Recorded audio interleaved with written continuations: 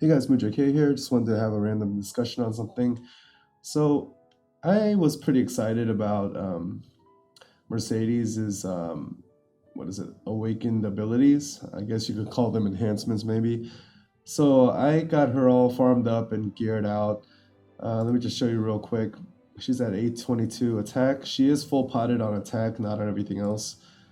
It's not best in slot or anything, but it's kind of like the easiest route for me to take with the TMs that I had.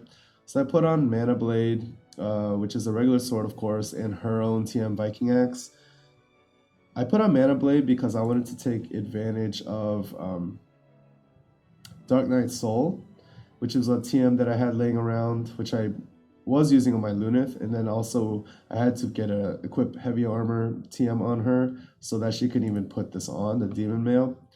But basically, the Demon Mail, Dark Knight Soul, equip heavy armor was a replacement for like getting two more quick assaults or whatever. Because best in slot would probably be another Viking Axe here and then two quick assaults here. But I didn't want to farm up that many TMs and just to get a little bit extra attack. So anyway, this is what I'm rolling with. Pretty good setup, I think.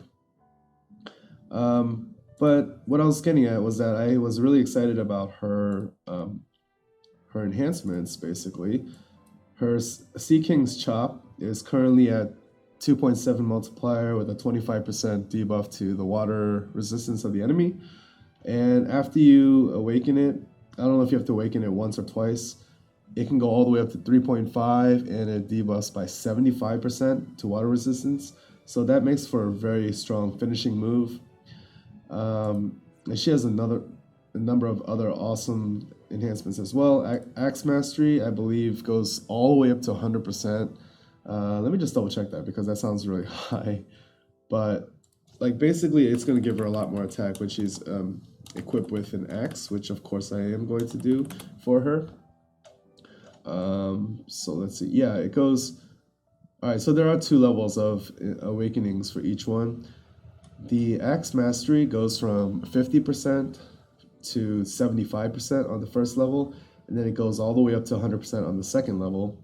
Sea King's Chop goes to 3.5 and 20% water resistance reduction. Excuse me, not 25. It goes from 2.7 multiplier to 3.5 on the first level, and then the second level is what decreases the water resistance by 75%. So, and those are both a million gil each. And then another one is that War Cry. The stock War Cry increases attack by 50% to all allies for 3 turns. With the first awakening, it lasts. It's the same, but it also adds 100% attack break resist to your party, which is kind of interesting, I guess. I don't know how many times you'd be attack broken, but it's a nice little perk. But what you really want is the second level, which is a 100% attack increase for all your allies, which is crazy. So anyway, that's what I was excited about with Mercedes. But the problem is, and you've already kind of seen it, is that these materials are really hard to farm right now. Granted, I haven't used a lot of energy on the Chamber of Gems or whatever it's called. I mean, I've been mainly doing the events and then TM farming at night. Yeah, Chamber of Gems. I haven't used a ton of energy, but I know that a lot of other people have. And the drop rate for the tier 4 awakening materials is really bad. And it just seems like it's going to be really hard to get, especially if there are 2 levels of enhancements to these things. So even this is not going to be enough to get it to where I want it. I'm going to have to probably do another level after this. And it's just making me like, wow, this is going to take a lot of energy. It's going to take away from TM farming. It's going to take away from farming the rainbow eggs and things like that. So I don't know. My buzz is kind of worn off about this whole thing. I'm hoping that in the future, like future events, these materials become a lot more readily available. They become, more common prizes. I know that already in the daily bundles, they're already selling those. I think I already bought it for today. But yeah, they sell it as like a bundle here for 15,000 gil. You get some of the small materials, but it's going to be really hard to get the materials. I thought if I had the gil, it was going to be pretty immediate, but it's definitely not going to be. So that's a little bit of a buzzkill. I'm curious to see if any one of you guys have already enhanced or awakened your abilities. And yeah, kind of a buzzkill. But another reason I wanted to talk to you guys in this video is that I highly encourage you to keep farming the Egg Seekers event. If not for the craftable, accessories and equipment, keep doing it for the rainbow eggs. And the reason is because you want to buy these tier 5 awakening materials from this shopkeeper right here. So yeah, right here, if you go and look at the recipes, there's going to be all these new tier 5 pure crysts. And I know 100 eggs is pretty steep, and I actually need to look up which one I'm going to buy next. But I'm probably going to aim to buy all of these. And the reason is I heard that the price for these tier 5 materials is going to be ridiculous. Like with King Mog events in the future, I think it might actually be 100,000 of the currency. 100,000. If you think about how hard it is to even get the 30,000 trust Moogle or whatever, 100,000 for just one of these things. I think farming the rainbow eggs, 100 of these, is going to be a lot easier. And not only is it easier to get the 100 eggs, but you're also able to pull a whole lot of other useful things like Gigantuars.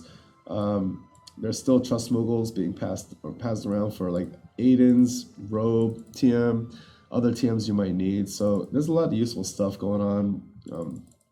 There's all those little gill snappers, that you can sell. So I think that the Egg Seekers event is probably a better way to get those tier 5 materials than we are going to have with King Mog.